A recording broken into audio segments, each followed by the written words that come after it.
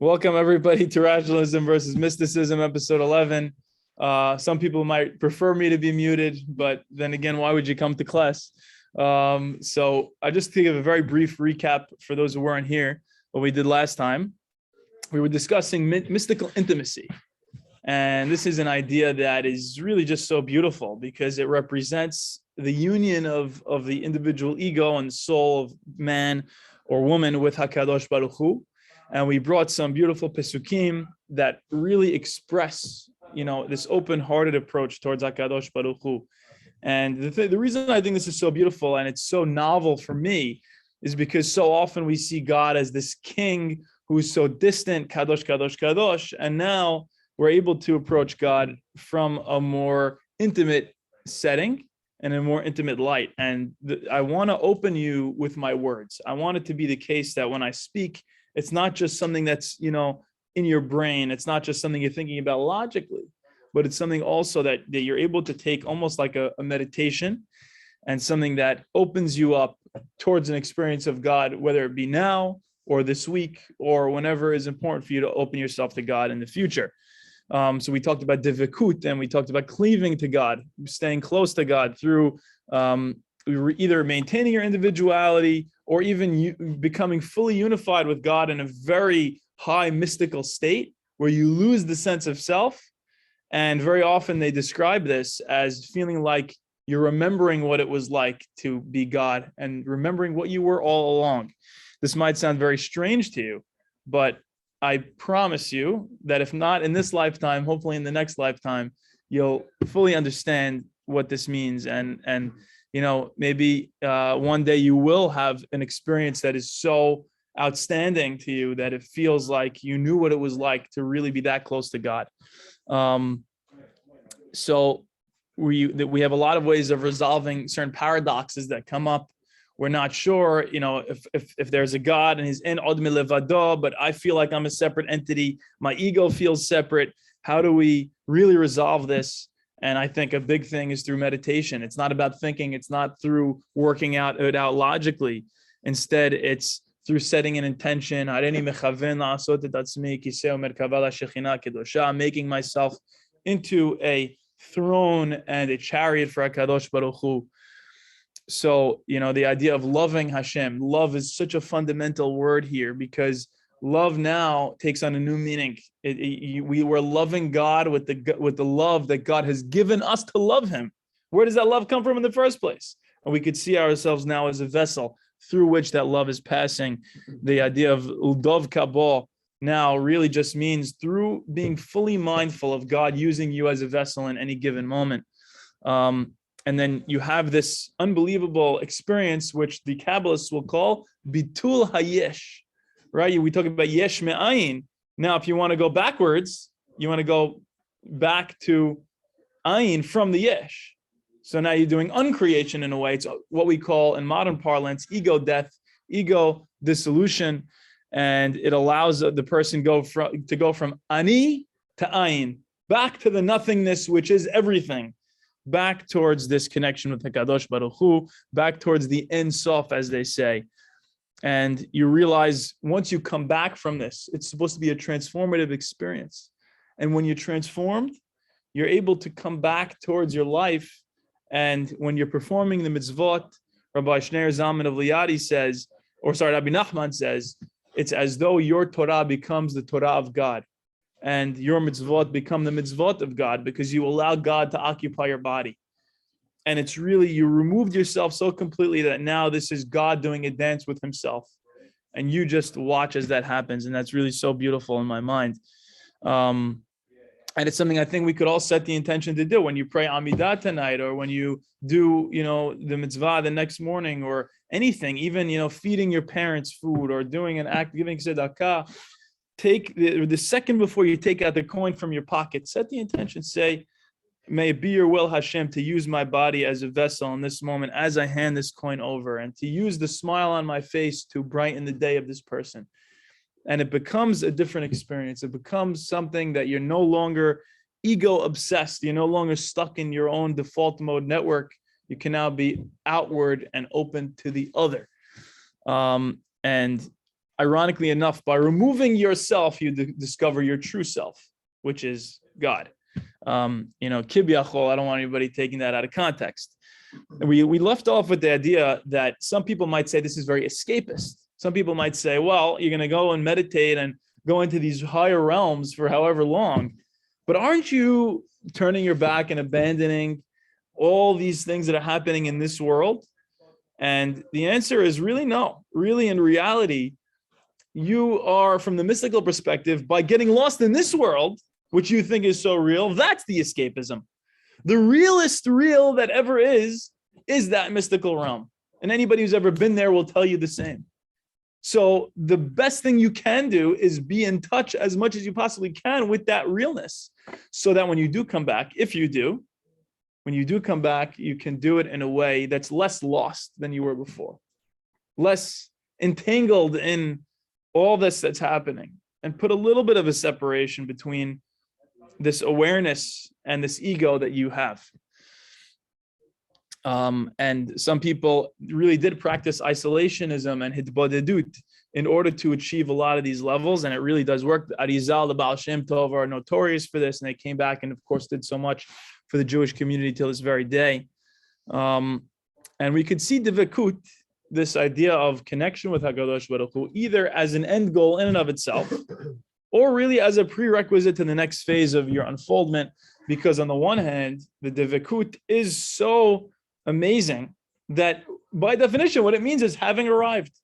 The experience of cleaving to God is so present and so overwhelmingly beautiful that you say to yourself, it doesn't matter. Anything else, nothing else really matters. Just this very moment of beauty. So you ask yourself, what is the meaning of all this? We say that a mystic without a paradox is like a beloved without their lover, right? Because we love paradox so much because it hits at the very heart of so much of this truth. So we say to ourselves, is there a meaning to life? Is there an external meaning? The meaning is that there isn't a meaning. The meaning is that it's so beautiful and meaningful inherently and intrinsically that it doesn't need to justify itself externally. So you can sit there on a beautiful day and just be with what is without insisting that there be more to the story. And you don't have to insist on a storyline. I mean, from one perspective, there is a storyline and you can indulge in that and say that's beautiful, but you have to balance that with the other perspective that there is no storyline. It just is what it is right now. And as Shakespeare says, it's like a tale told by an idiot, full of sound and fury, signifying nothing. And there can be no higher level, ironically, than that, where you don't have to give it a meaning. You don't have to insist, because Hashem was putting the thing over here for me to see it, to remember this, da, da, da. Well, that might have been the things leading your ego towards the solution. But the thing that mattered was the dissolution itself. So, okay, you want to talk about the storyline that led up? Beautiful. But at a certain point, let it go. This is such bliss over here, then what's the need of Olam Haba? So I think Olam Haba is not a thing that happens in the future. I think that it's concurrent with now, if you know how to tap in. Exactly. And like Nevuah, according to Harambam.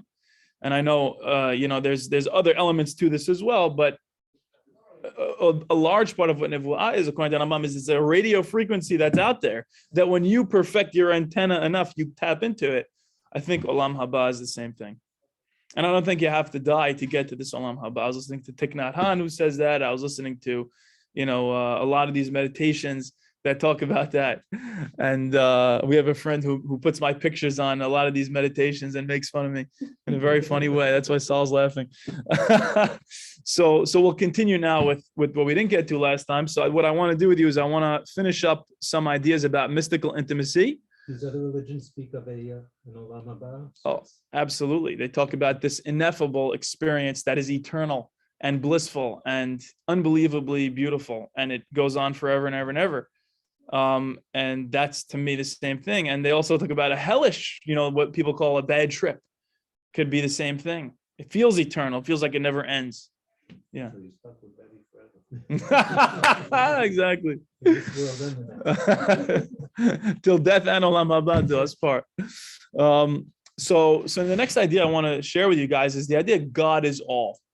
What does this mean In od milevado. First of all, what's the peshat hapashut of that pasuk? If in context. There is nothing but him. So in the context of it, in Devarim, Moshe is telling Bnei Israel, don't worship avodah zarah, don't worship other gods, because en od milevado. There's no other gods but Hashem. He's really ehad in the way that there's no other gods. But you're right in the sense, in the mystical sense, they expand it and they say, no. It's not just that there's no other God but God. There is nothing in the whole thing that is not God. Because by definition, God is infinity. God is limitless and boundless, and he completely, subsumes everything that we know about here. And God is in everything, and everything is in God, as the panentheists will tell you. So that's en od milevado. Panentheist. So there's pantheists who say God is literally nature, and he is, everything in the sense that nature is worth worshiping. But panentheists, the little thing that I would add to that is similar to pantheism, but it's the idea that this world is an illusion. So this is not literally God. This table is not God. The idea of separation itself, the notion that you think that this is separate from this, is already an illusion. And God is so one and so much part of it, and it's so much part of God that you can't even comprehend it in your current state. So it's a little bit more humble of a perspective, in my opinion. All right, so now we asked ourselves, okay, what quality is most important when thinking about this idea of en od milevado? It's not just a unique experience to have. It's more of a new perspective and a new state of consciousness to have. Right, so en od milevado is not something you're supposed to just think about like logically. It's every experience that I now have, and every time I go out into the world, I should perceive it this way. And I should live my life as though that's the case, as though I am a part of God and you're a part of God, and our interaction is God interacting with himself. So now no longer is that smelly, homeless man on the street just a smelly homeless man on the street. That's a part of God, and I'm a part of God. And me helping him is not me doing a favor to somebody else. It's the right hand of God helping the left hand of God. Baruch haba, Tfadal. So this idea of morality now is completely transformed, right? For you to see it, you can't feel all self-righteous now, doing anything. But that's the point, is that the best thing ever really is to see yourself as a vessel for goodness. You don't need to own this act of goodness anymore. You can be the vessel through which it flows, and you'll be happy just being that. So what do you say when something that's perceivably bad or societally viewed as bad? Yeah. But one can argue, for the greater good, since everything is God, it would be good for the greater good to do this evil thing. So it would be, give me an example, or explain more. An example from maybe the Bible, if you want to use that as an example. Yeah. Wiping out the nation of Amalek on our way into the land of Canaan. So you're saying, what was your question? I mean, I would say maybe the Jewish perspective is that there's a greater good that's being achieved there. But so I'm not saying that the ends justify the means. I'm saying that whatever you're doing, do it with the consciousness that you are a manifestation of God. And I can't answer for evils that were done in the past or warfare and things. I really can't. Or say it again. Say the homeless man on the street. Yeah. Instead of giving him a helping hand, I could say, killing him and leaving him on the street could be putting an end to suffering of God's left hand. I was doing God's left hand a favor. So I have no way of proving to you that that's wrong or that you shouldn't do that. All I can say is try meditating and try opening your heart and try seeing if that's where it leads you. Let's make a $10 bet and see if that's where it leads you. That's what I would say. Is that in all likelihood, I don't think you will be led there, because when you, but sometimes, euthanasia, it could lead you towards that. I could see some people who will one day support euthanasia out of love.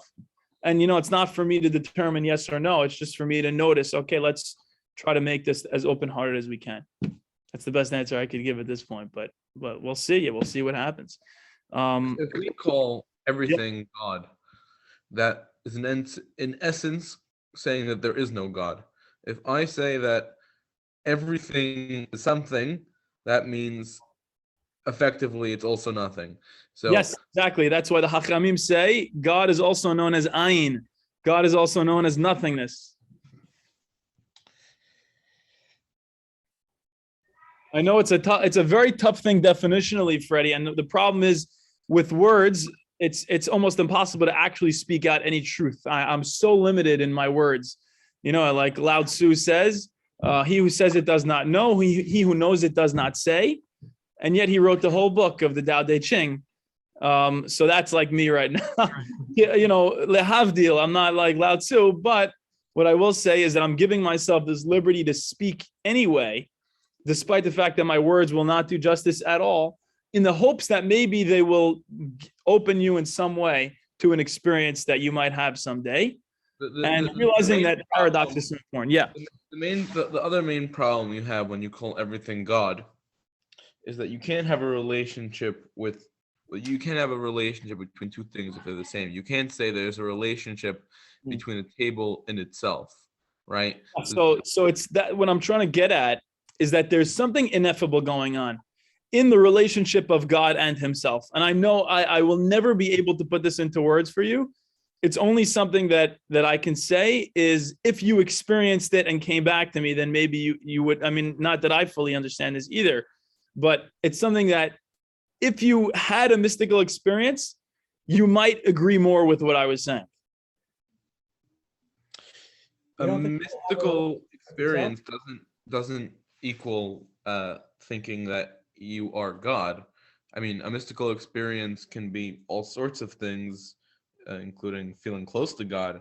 Yeah, exactly. So there's different schools. I don't feel that say that all matter is in essence a part of God. Yeah, so I don't want to get too far in this rabbit hole because we've discussed a lot of this in previous classes. But what I will say is you're 100% right, is that the words that I'm using are false, including the words coming out of my mouth right now. And this is all a paradox. And I wish I could do a better job of explaining what I'm trying to say. But I think that everything has two sides to it in a way. So in one sense, God is having a relationship with himself. And in another sense, there is no separate thing to have a relationship with each other. So that's why there's different schools of thought that talk about, okay, really when we're relating to God in a mystical experience, you're not fully becoming God, but you're in relationship with God. And then there's other ones who say there's union, and there's other ones who say reunion. But what I think is that no matter what we do, we're never going to be able to say this is what it is definitively, because it can never be put into words fundamentally. And I'm sorry that I can't answer you any more than that. But at this stage, that's the best we can do. You know, it would be on me giving you some acid in your tea next week when you come, if that makes sense.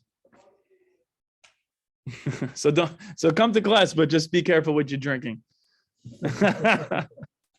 Right. So now, what are the ramifications of this? We mentioned morally that we need to see this in a way as, okay, this doesn't mean that you can't have healthy boundaries psychologically. This doesn't mean you should let people step all over you. This doesn't mean you should be in a codependent relationship with anybody.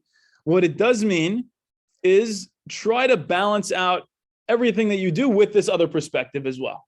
That no matter what you're doing, the person you're dealing with is also a face of God. Don't allow for evil, but also be kind and compassionate to everybody and everything. And that, I think, you can't go wrong with that level of compassion.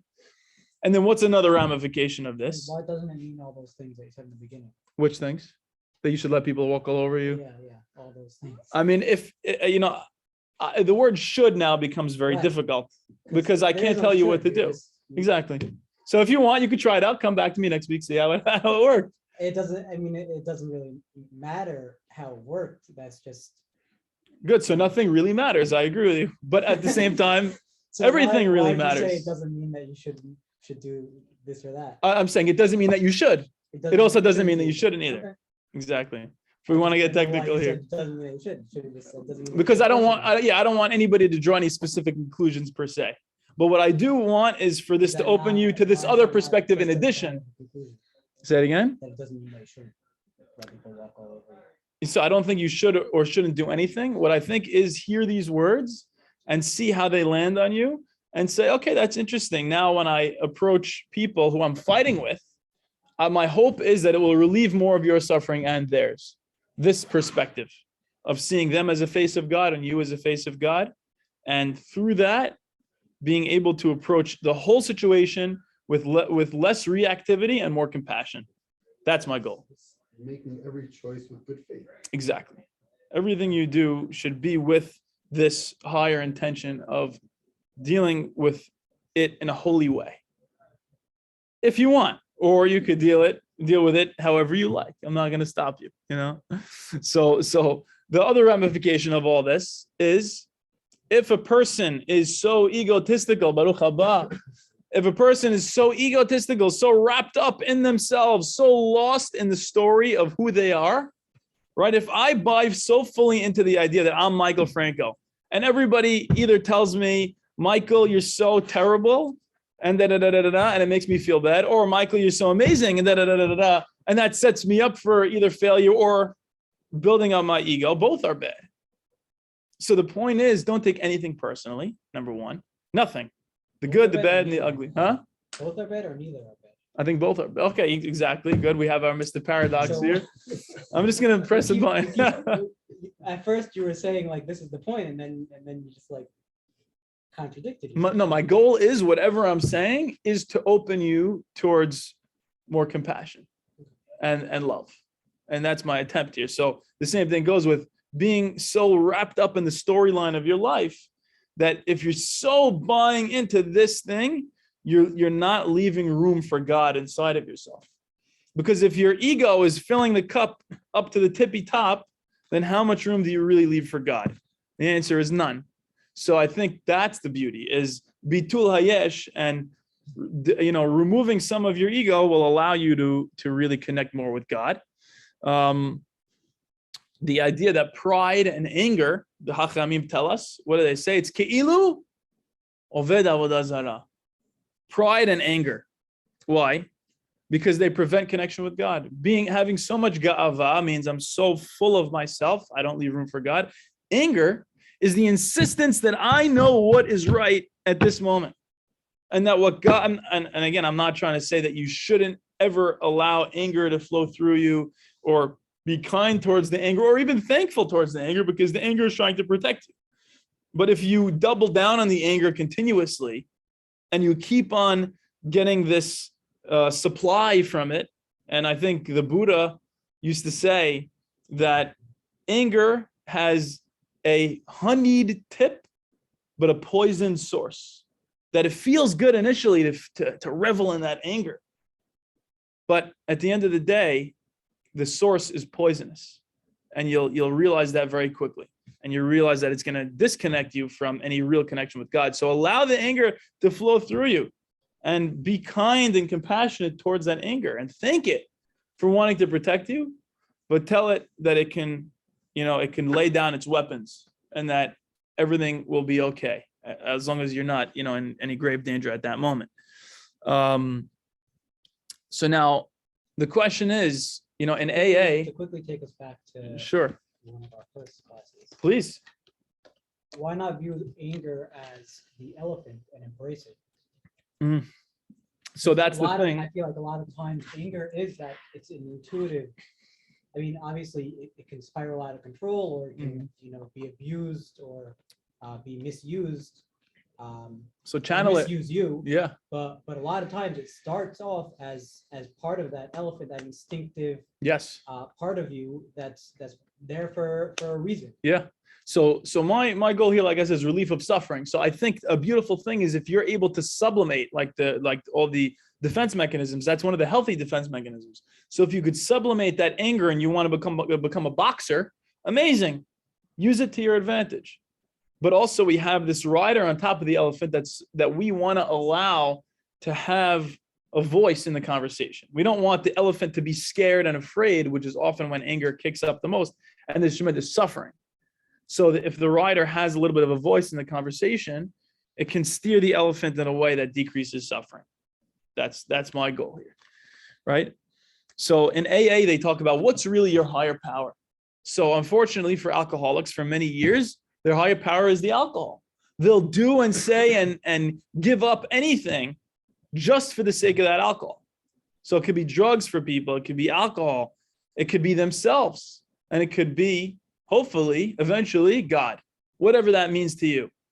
And very often that means the non-ego. That means that which is fundamentally not my limited sense of self. And that's something to work on through acts of love and kindness, and also through meditation and through prayer.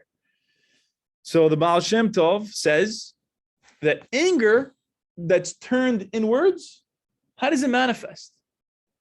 As depression. When you're depressed, it's like self-obsessive. And again, I've been depressed, from time to time. I don't have clinical depression, but I think everyone has been depressed at some point in their lives. So I'm not putting anybody down for these feelings. But what I will say is, if you notice, the sadness and depression always is looping about yourself. And it's always fundamentally because you're scared and afraid, and it's understandable. So tell the elephant it's okay. Tell the elephant, I know you're suffering, but, realize in this moment, everything is fine. And take a deep breath and let it in and out. And you can't control the future. You can't control the past. And very often we put ourselves down, and we continue to have these same thoughts about ourselves that don't really help. And some of these Hasidim go so far as to say that depression is a sin. Now, I would never tell this to a patient of mine. I would never say that, because that's not helping anybody. But I think that they have a point in the sense that they're trying to say, don't get too obsessed with your ego, because it won't allow you to really worship God. And when you're so depressed and you can only worship God through simha, make sure you get back there. It's just telling you, get back to the simha.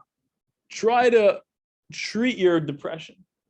And that certainly doesn't mean putting yourself further down for being depressed. Don't feel more depressed for being depressed. Don't feel angry because you're angry. It's just a never-ending cycle. Just let go in this moment. Just let go. God must be worshipped through joy, as they say. And here's a quote from Byron Sherwin I thought was beautiful. The main rule in serving God is that you should keep yourself far from sadness and depression to the greatest of your abilities. So, as Jordan Peterson would say, treat yourself like somebody that you're responsible for taking care of. Right? So if you treat yourself, imagine you had a beautiful child of yours, or a niece or a nephew, somebody you really cared about. Talk to yourself the way you would talk to that child. Why do we speak to ourselves in such a negative way? Why do we treat ourselves so harshly? Would you talk that way to your child? Would you talk that way to your niece or nephew, to somebody you truly love? So Chas v'shalom, you should never talk to yourself that way, or to the inner child that way. And then you have the idea, as Ram Dass would put it, a phony holy. A phony holy is a person who says, I know what I'm going to do.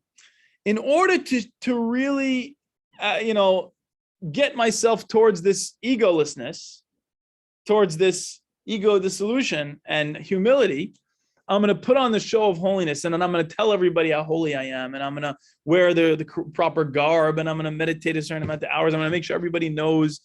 And as Alan Watts would say, the biggest ego trip going is trying to get rid of your ego.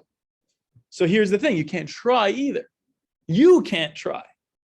And that's where the Christian idea of grace comes in. It has to be something that's fundamentally from beyond you.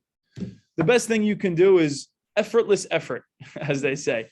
So you can sit there and you can set an intention if you like, but beyond that, don't try too hard. Just be present with what is now, rather than insisting on something in the future.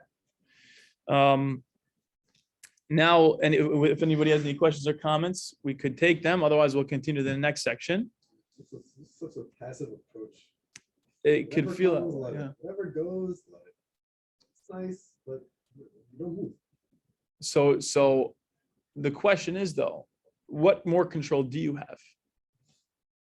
What more can you do? I'm not saying you shouldn't do those things that you're able to do, like the AA prayer. God grant me the wisdom to accept the things I cannot change, the courage to change the things I can, and the wisdom to know the difference. Something that I got one of the words wrong, but the ability to do what I can do with what I have versus allowing things to be as they must be if I can't do anything. And even when you're doing something, don't do it out of a need to constantly change everything, because then you become neurotic. Do it with a mindfulness and a presence. So there's a way of fully doing and changing the world and being involved in efficaciousness without doing it neurotically and without doing it out of a need and an inability to accept what is right now. I would say always do things out of an acceptance of what is and a equanimity. If you can't have that inner equanimity, it's probably a sign that you're going to screw things up. If you go into a conversation where you're not in equanimity, I would say take 5 minutes, meditate, and then call the person. That's the best way I could put it. But yeah, every situation is its own thing. If it's an emergency, you got to do what you got to do. Yeah, please. The atheist, is he worshiping the nothingness of Hashem? So I think I'm going to say something very strange now. I think no matter what you do, it's impossible for you to not be worshiping Hashem in this very moment. In a sense, everything you're doing is worship of God. And I know that sounds crazy, because what about acts of evil? Well, in one sense, it's going to sound crazy, but everything that happens is somehow part of what is and part of God's way of doing things. And you don't really have a choice but to worship God and but to fulfill the divine will. So there's no such thing as atheist. I would say people can call themselves atheists, but I think at the end of the day, it's just revealing a part of their storyline of their lives.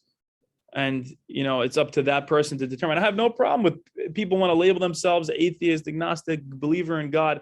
It's not really what matters, the labels. What matters really is, are they on a journey towards the healing, or are they getting further and further away from that healing? And you know what? It's both part of the process. Yeridah letzorech aliyah, as some of the Hasidim would say, right?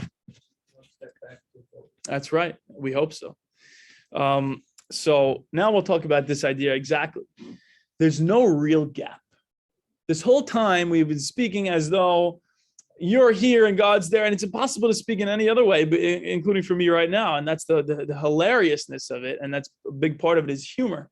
Once you come to that experience of the all, it's like, ha ha ha, I cannot believe for a second that I was duped by myself this whole time into believing that I wasn't God.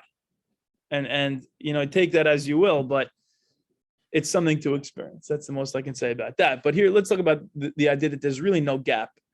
So the goal is not for you to actively bridge that gap, but to realize that there never was a gap to begin with. That this whole time, you really were part of all of it.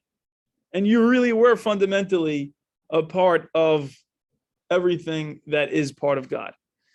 So meditation can lead to what's called barrier reduction, reducing the illusions of barriers. And this shows us how much we were already connected with God. You guys know the poem Footprints in the Sand? All right, so it's a person who says, I walked along the seashore with my Lord. And he says, every time, I looked at the footprints, I saw there were 2 sets of footprints all along the path of my life. He's looking back at the whole journey of his life. And then at certain specific points, the author notes, there were only 1 set of footprints instead of 2. And these were the most difficult points in the author's life. And he says, I looked at my Lord, and I said, Lord, how could you do this to me? How could you leave me alone in my times of greatest need and greatest suffering, greatest duress? And God looks at the author and says, my son, it was in those times during your most difficult moments that I picked you up on my shoulders and carried you. And it hits so hard because right now we don't really understand what that means. We don't get that because we're not Buddhas right now. We're not fully, enlightened beings at this moment.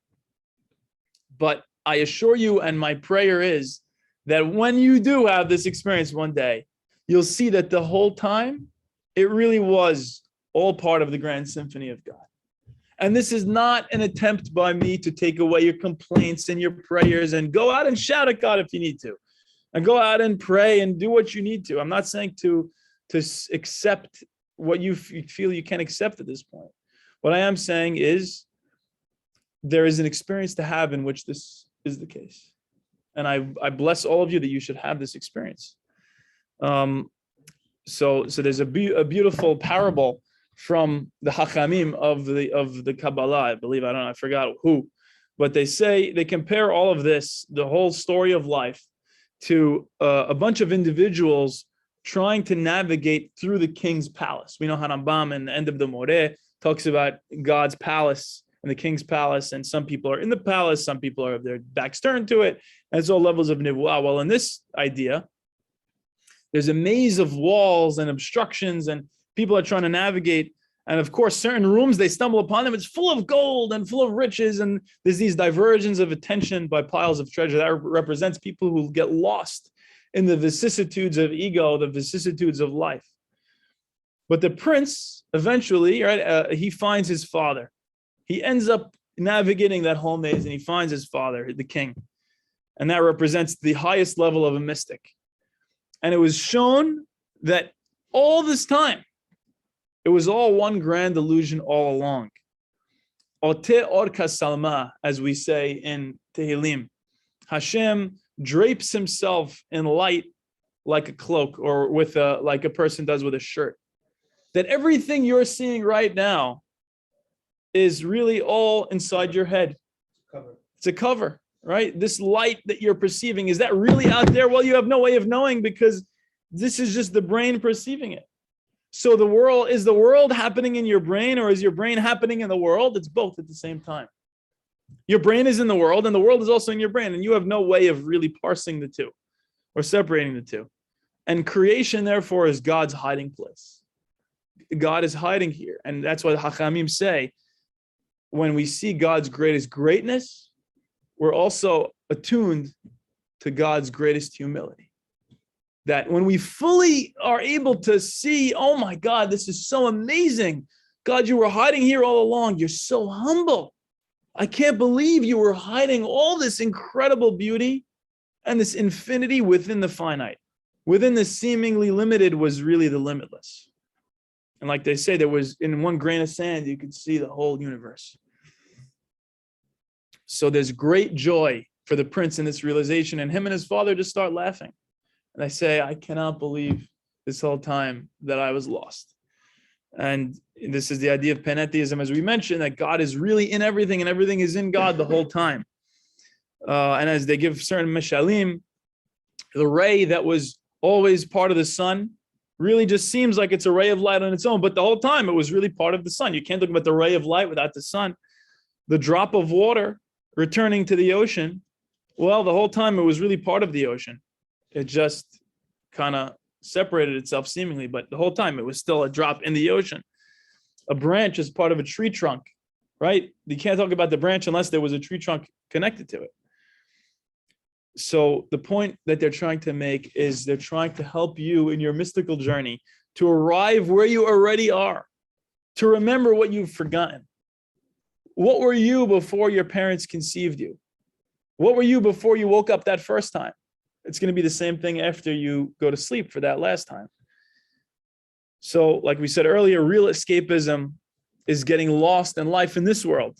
So a lot of the ramifications of this are have children, start a business, but do it always with the knowledge that you are a divine vessel and that you should be, like the Hachamim say, Saddiqim betoch ha'ir, Saddiq, who is involved in the vicissitudes of life without getting lost in those vicissitudes.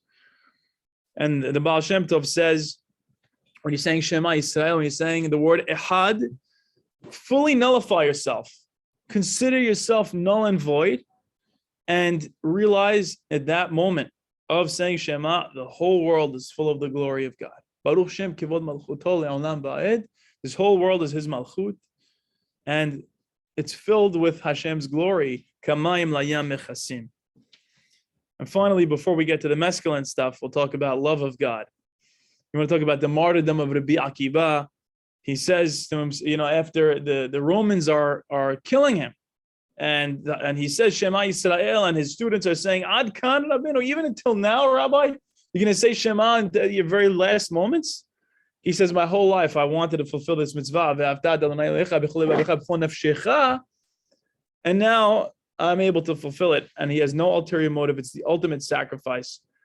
So the idea here is to find yourself by losing yourself in God. You don't have to be a literal martyr, but what you do have to do is be willing to let go of your sense of self, fully let go. Much easier said than done. And for some people, it takes years of practice. For some people, they could be shocked into it in this very moment. The human being is seen as a microcosm, as a small version of this whole world of God. And that's why the Sefirot correspond to body parts. Rabbi Nachman said, a person who thinks he is a world is small, but a person who knows he is small is a world. Right? So I know people who say, no, the world was created for me. So I know that whenever I find things in my life, that's always symbolic towards me. It's always ego obsessed and self-reflexive. But the key here is that bishvili nivra ha'olam, Rabbi Tarfon says you have to balance that with ve'anochi afar va'efer. I am but dust and ashes. And it's the paradox at all moments. Do you matter? Yes and no. You matter ultimately and unbelievably and infinitely. But also you're not, your ego is not what matters. But you matter in the sense that you're part of everything which matters so much. And you're part of this grand symphony, which is so beautiful. And one day, I bless you that you should see your ego as part of that play and part of that drama that played out in such a beautiful way. Like they say, you should become boundless like the ayin, like that nothingness. The Magid Mezrich says, how could anyone who might not wake up the next morning be important? Right? If you think that you can guarantee you're waking up tomorrow morning, you got another thing coming. So how can you possibly be so egotistical? You could just get hit by a truck, God forbid, in a second. One comedian I know, he's hilarious. He says, how can anybody really be an atheist? He's like, you can't even see like 20 feet in front of your face. He's like, what if every time that, this is the, he's like, what if every time you're trying to look for God, God is always like right behind your back. Like, oh, no, he's always right behind my back. It's a joke, but it's so funny because this is the truth. We have such a limited human perspective that to rely on it. I'm sorry. Did you look everywhere? Did you look in the downstairs bathroom? Yeah, I didn't. You go check for me as I see if you find him there. He's right here. Oh, Baruch Hashem. You didn't even have to go. It's Louis. You talking about Louis? Yes. I didn't want to say who, but thank you for telling me. I know. I'm sorry I brought him into this, but don't worry about it. They'll cancel me for a lot of reasons. I really like it. So anyway, thanks for bringing it up. Of course. Yeah, my pleasure. So we have the idea of Yamav Ketzel Over. Man's life or days are like a passing shadow. We're so fleeting. In the Chinese view, the world is like this giant organism. And you're part of this beautiful giant organism. The whole cosmos is a beautiful living thing. Not living in the sense that we define it biologically, but it's all alive in its own sense. And you're a part of that. You don't have to take this reductionistic, mechanistic view that everything is basically dumb and dead. And we're the only intelligent things that happen to be on this rock of a planet. That's not the view you need to take. Everything is alive. Everything is vibrating and everything is energetic and in motion all the time. And you are continuous with that. The particles in your body are. And the strings that are vibrating and everything we think are also involved in your body. They're playing a grand symphony towards God, and you're a wave in the cosmic ocean, as they say. There's this beautiful cosmic ocean, and you're just one wave in that, but you're a wave. So when you finally get in touch with this and you stop resisting all of this and you get into the flow of it, like the Taoists will say, instead of swimming against the current, when you accept the things you cannot change and you fully get into the groove of the universe, you allow yourself to have the power of the ocean at your back. And now you feel like you're really flowing with it. And you know what? Like water is always finding the path of least resistance. You're doing the same thing the whole time, but that's okay. You have no other choice. Your ego will do that no matter what. And that's fine. Just enjoy the ride. And if you ever get neurotic and you say, I don't know, but how am I going to get here? You say, okay, but just like the water, you're going to keep flowing. You'll find a way. And it really doesn't matter so much in the end of the day. So don't really sweat it too much. I'm going to leave you guys with this story. I don't know if we're going to finish it. but the person who took some mescaline. I think this is really a very, very interesting account, and I wanted to read some of it with you. And if we don't finish it, we'll continue it next class. But the name of the author is John Blofeld. He's this British guy who is also a Buddhist scholar, and he talks about taking mescaline. And I want to talk to you and read to you some of his account of what that was like for him, because we're talking about mystical intimacy, and it all sounds so ancient and so far away. But I want to show you that there are people who have had this experience in this very day, in this very time period of our lives. So let's dig right in. What's mescaline? Sure. No, I should have told you. So mescaline is actually the active drug in peyote. Peyote is the cactus that the Native Americans have. It was actually taken by Aldous Huxley, who wrote The Doors of Perception in the 50s, and he really had a very large influence on the way that people think about psychedelic experiences. And it's notorious for making you just be amazingly overwhelmed with the world of all that is. It's amazing to see that there are so many things in reality, and to be aware of this is incredible for these individuals. So I just want to read to you the account of somebody who took mescaline. This is an illegal drug, but I'm sure you can find people. Yeah, exactly. That's for next class if somebody wants to donate.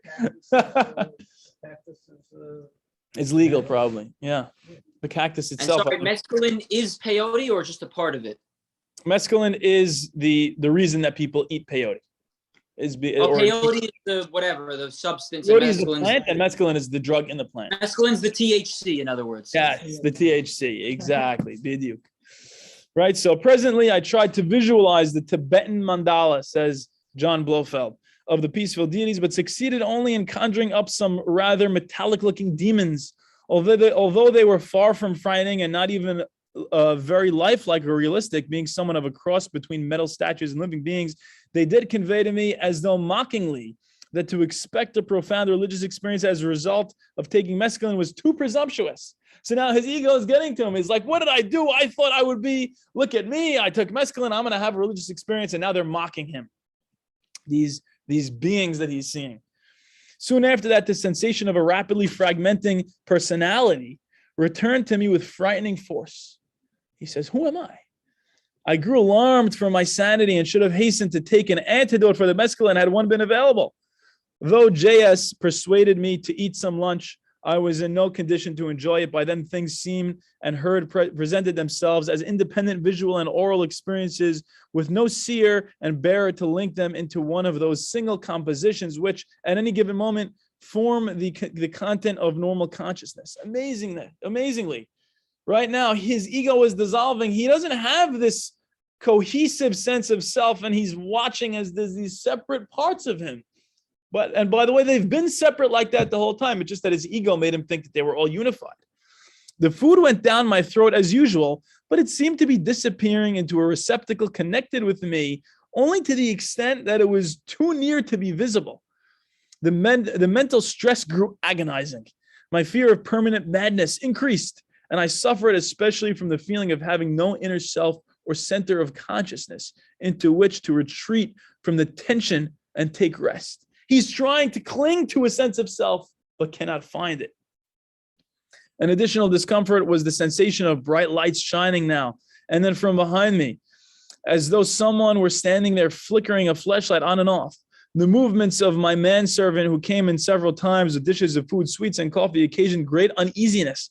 Whenever he was out of sight, I felt he might be standing behind me for some vaguely sinister purpose.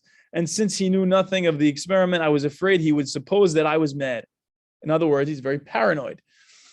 Doubtless, anyone else's uninvited presence would have made me equally distrustful and uneasy, though I was not bothered at all by the company of JS because he was in the know and I felt the need of a nurse or guard.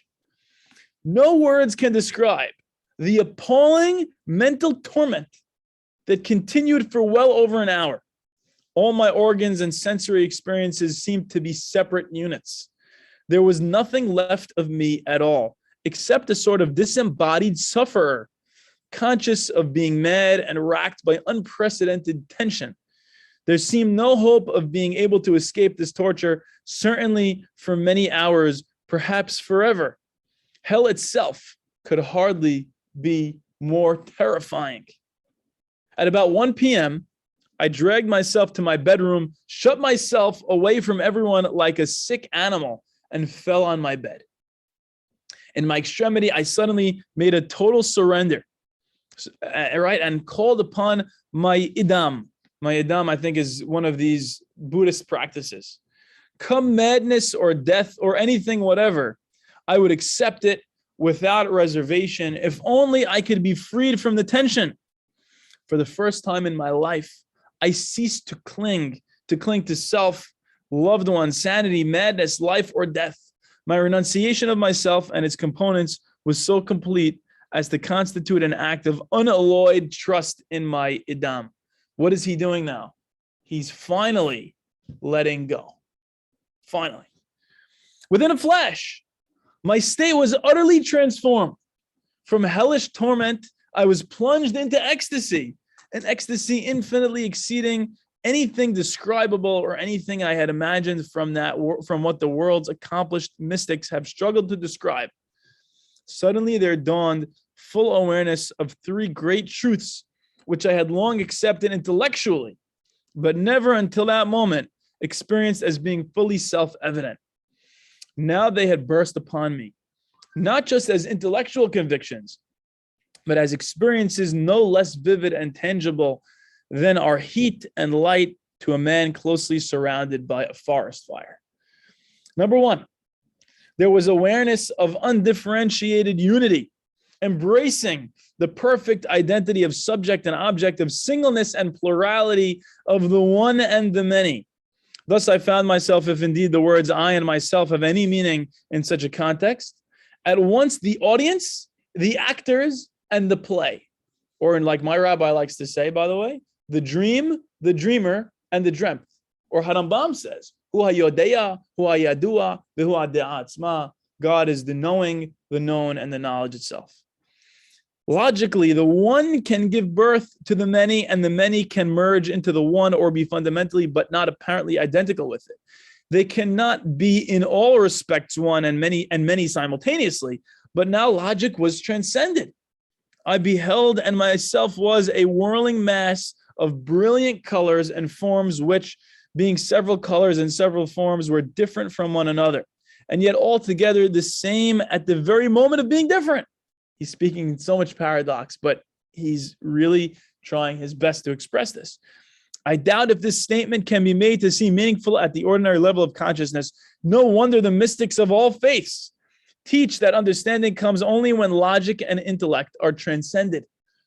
In any case, this truth, even if at an ordinary level of consciousness it cannot be understood, can in a higher state of consciousness be directly experienced as self-evident. Logic also boggles at trying to explain how I could at once perceive and yet be those colors and those forms, how the seer, the seeing, and the seen, the feeler, the feeling, and the felt could all be one. But to me, all this was so clearly self-evident as to suggest the words childishly simple. Number two, simultaneously, there was awareness of unutterable bliss, coupled with the conviction that this was the only real and eternal state of being. All others, including our entire experience in the day-to-day world, being no more than passing dreams. This bliss, I am convinced, awaits all beings when the last vestiges of their selfhood have been destroyed, or as in this case, temporarily discarded.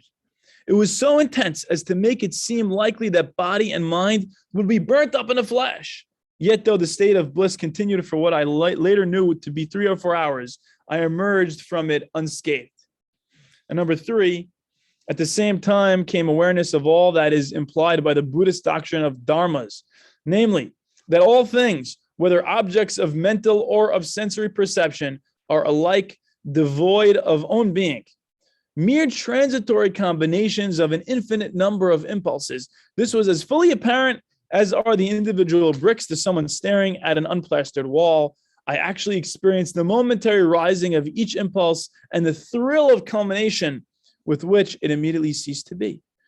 So now he's seeing all this idea of separate things and egos and differences of storyline. He watched as they all came and went, and he was able to transcend that. He was able to not get lost in those transitory experiences.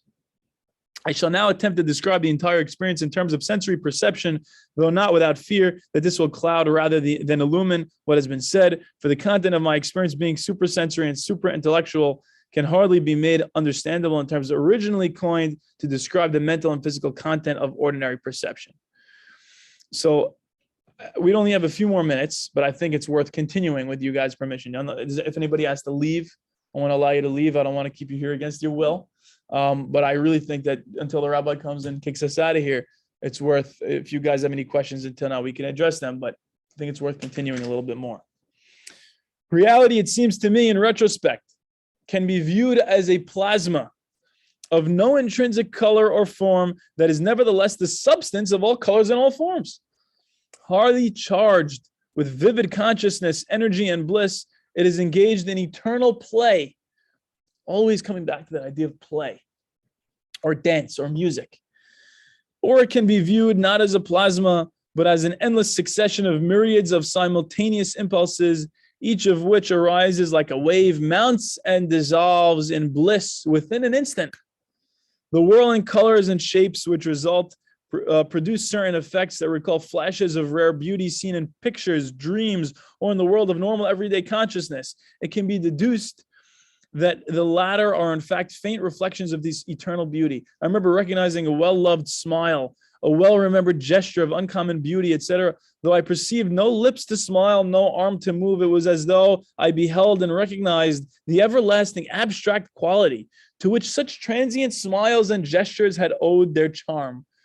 Again, reality can be viewed as a God dancing with marvelous vigor, playfully his every movement producing waves of bliss.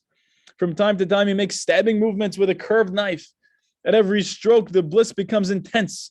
I remember that the plunging knife made me cry aloud. That's it. That's right. Yes, yes, yes. Or else reality can be viewed as a whirling mass of light, brilliant color, movement, and gaiety coupled with unutterable bliss. Those who experience it cannot refrain from laughing cries of yes, yes, yes, ha, ha, ha. That's how it is. Of course, of course.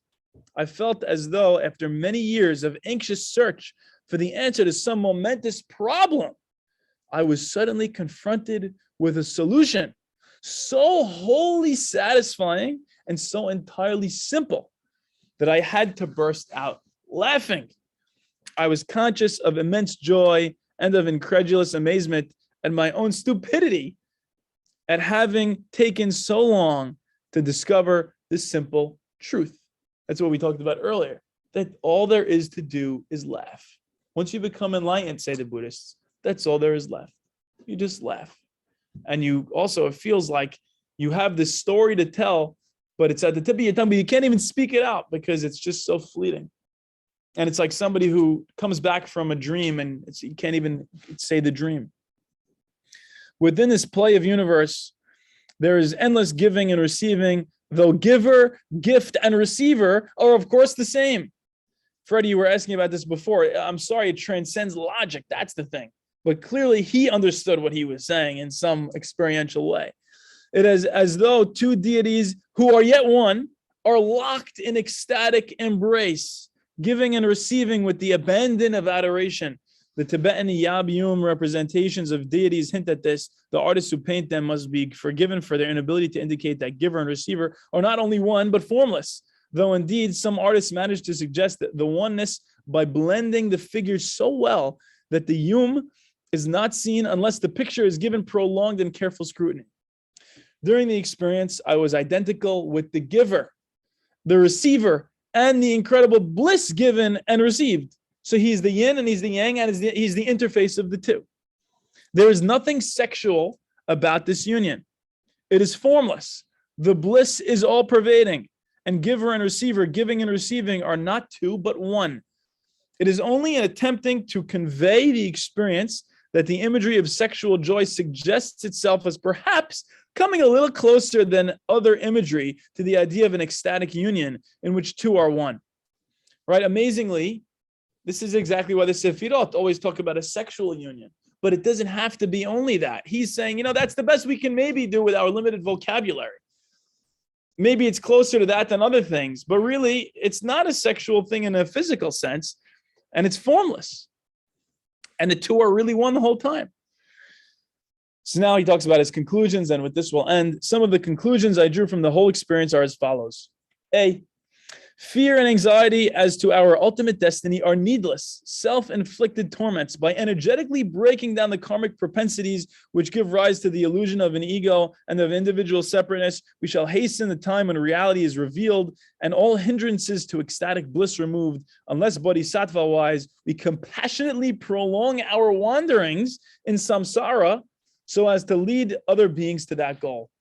He says, really, we just need to remove our egos and everything will, I promise you, he says, be fine. But we can choose to maintain those egos to help guide other egos who are suffering even more than us. And that's a bodhisattva. B, the world around us, so often gray, is the product of our own distorted vision, of our ego consciousness and ego clinging. By casting away ourselves together with all longings, desires, qualities, and properties that pertain to them, we can utterly destroy the illusory egos, which alone bar us from the ecstatic bliss of universal consciousness. All it is just remove your ego. He said it's that simple. The key is total renunciation. But this, alas, cannot be achieved by a single effort of will because each of us is hemmed in by a hard shell of karmic propensities, the fruit of many, many misspent lives. The three fires of desire, passion, and ignorance are hard to quench, and yet they would be quenched in an instant could we but make and sustain an act of total renunciation. Such an act cannot result from effort or longing, because these would involve our egos and thus actually strengthen them. So again, don't try to transcend your ego, because if you're trying, that's your ego. Thus, in the ultimate stage, even effort and longing for nirvana must be abandoned together with everything else. This is a truth hard to understand. C, the Buddha's experience indicates that when enlightenment, for example, full awareness of that blissful reality whose attributes include inconceivable wisdom, compassion, light, beauty, energy, and gaiety, is obtained in this life, it is possible to continue carrying out human responsibilities, behaving as required. You can continue to live in the world, he's saying, responding to circumstances as they arise, and yet be free of all of them. So it is with a talented actor who, in the part of Romeo, weeps real tears. When his grief for Juliet threatens to overwhelm him, he can withdraw inwardly from his role long enough to recollect the unreality of Juliet and her death, and yet continue to give the same fine performance as before. That's a bodhisattva. That's a person who's dwelling at two levels at once, fully in equanimity, fully knowing that this is really all a game, fully knowing that this world of forms is an illusion, and at the same time able to be fully engaged and open-hearted and crying with the AIDS patient who's dying, or with the person dying of cancer. D, a single glimpse of what I saw should be enough to call forth unbounded affection for all living beings. For however ugly, smelly, or tiresome they may seem, all that is real about them is that gloriously blissful, shining consciousness which formed the center of my experience. Hatred, dislike, disdain, aversion for any being sharing that consciousness, any being at all, must amount to blasphemy in one who has seen being itself. He says it makes no sense to hate another being, to fully resent another Selem Elohim. And I know we have to end. It's literally 2 more paragraphs and we're done very short. It may be objected that my description of the experience is too closely reminiscent of Vajrayana imagery, and that what I perceived was not reality at all, but a mere subjective illusion based on the content of my previous studies and practices. The answer to this objection is that, as Aldous Huxley brought out so well in his perennial philosophy, in all ages, in all countries, everyone who has undergone a profound mystical experience, even though in essence its content is apparently the same in every case, has been compelled to fall back on the imagery of his co-religionists or of those for whom he writes. The experience itself is so unlike anything known to us in ordinary states of consciousness. There are no words to describe it. Moreover, while my own experience fully confirmed what my Vajrayana teachers had taught me, it was much too foreign to my previous understanding of those teachings to have been a subjective illusion based on them. He's saying, I couldn't have made this up myself. And furthermore, it's just something that is, when you undergo this profound experience, anyone who's undergone this will understand that the content is always going to be the case for anybody who experiences this, no matter what part of the earth you're from. And that's amazing because that's Aldous Huxley's perennial philosophy. Mystics of all cultures who have never met are saying the same thing about this stuff. That's got to mean something. As to how it happens that a dose of mescaline can make such an experience possible to someone who has not yet attained it by the profound and prolonged practice of yogic meditation, I just do not know. The way I explain it to my own satisfaction is that the effect of mescaline is to free the consciousness temporarily from the obstacles to true realization of universal unity normally imposed by that karmic structure, which each of us takes to be his individual self. I believe that psychologists of C.G. Jung's school would have no difficulty in expressing this idea in terms more scientifically acceptable. Indeed, if one of them chances to read this article, I shall be grateful if he will elucidate my mescaline experience in scientific terms, for the sake of those not prepared to accept my mystical and perhaps quasi-religious explanation of its content. And that's the end of it. So for me, I just want to leave you with that because we can talk about mystical unity and we can speak about the way that religious people talk about this. But when you've heard somebody who's undergone it to such a profound level, who writes about it so beautifully, and they're echoing all these ideas, I hope that it gives you the faith that it really is real. And my favorite part of this is that he's saying you should know in reality, it has been that the whole time. You are currently in bliss. You don't know it, but you are currently in the best bliss you could ever imagine. And you say, what about suffering? And I have no answer that will satisfy you. But the way Alan Watts puts it, I wrote down here, is it's almost like the ability to revel in suffering. And let me just tell you exactly the words that he uses because it's pretty interesting. The idea of, first of all, everything being a hallucination, but the idea of reveling in agony. You could be in agony, but somehow even the agony is a way of reveling in life. And I have no way of putting that in a better way because suffering really hurts and it bothers us and we don't understand it and it's something we struggle with. But maybe when you get to this level, you'll look back and you'll say, oh my God, I can't believe that whole time it was really reveling. And you might want to punch me at this point because, I can't explain your suffering, nor can I explain my own.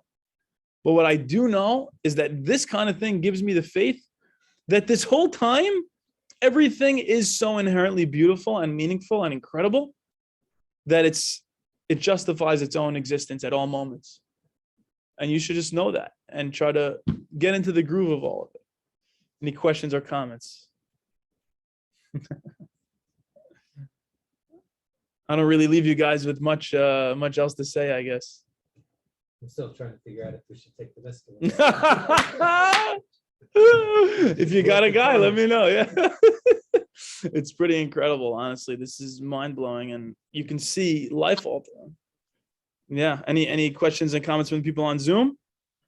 Yeah, I have one from the first section or part of the class. I remembered it then, but I was walking with headphones and I had to hold it because you had went ahead. Not your fault. Anyway, I'm hoping I'll remember most of it. But you had said at one point that I think, and I need to ask you, you said the best way to deal with the situation is to respond with equanimity. If you do not have equanimity, then pause for 5 minutes and then take the phone call or respond. Was this in response to anger? Is that what you said that to? That's what I was thinking. But I think in anything, even too much exuberant joy might be. If you think in part of your head, that I was going to go. Okay, so I wanted to know if the answer was anger because I was about to go there about the joy. But go ahead, say that part. Yeah, no, I think that's exactly it. If you think that your emotion will be too overwhelming for the other person to handle, take those 5 minutes to be more in equanimity and talk from there because you're probably going to respond in more wisdom and result in less suffering on both sides in that way. So very, very interesting. So I think I had a question about 30 or 40 minutes ago when you said that. So I'll just talk out the joy part. Maybe I love it. Yeah. So sure. The response to anger It's great. Very helpful. Not the easiest maybe for people to do. They have to be aware of what you're saying, but great.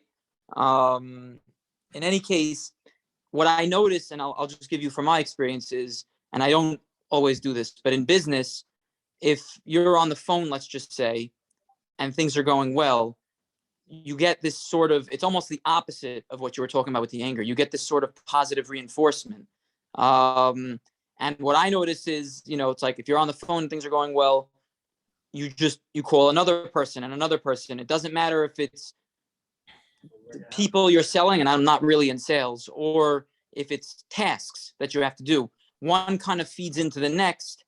And it's almost like this, you kind of just keep getting better. I mean, at some point you probably say something stupid and then it's, you got too high on yourself. Oh, right. This is in reference to the ego you were talking about. So in the other one, you were saying, if your ego is too hot, calm down, respond, right? I find the opposite. Because I know at several points, either in this and in last week's lecture, you were mentioning the positives of the ego, so to speak, right? So I would say the opposite of the anger example is, I notice again in business, if I'm doing one task, it goes well, and you do another task, it puts you into this positive reinforcement feedback loop where you just like multiply your productivity, and you don't, and that to me seems like ego, but Yeah. there's a way of channeling it where it's very productive. I'm sorry, I got to hang up on you because we got to go to say Advi. But I will say one last thing. That was my point. Do you have any response on that in relation to ego? Because I got where I wanted to go. I think that certainly can be ego. I think it's certainly something for you to meditate on, or for that person to meditate on. To try to respond in equanimity, even to something that seems like a positive feedback loop that's feeding that narcissistic supply that some of us might have. So in other words, that's not necessarily, given your teachings, that's not necessarily something to engage in. You want to pause with that as well. Yeah, I think everything can be paused with and meditated on. But I got to run, Ezra. Hazak Baruch, everybody. I'm sorry, there's not more time for questions. We'll address anything else next week. Hazak Baruch, Baruch Adonai Le'olam. Amen. Amen. Thank you.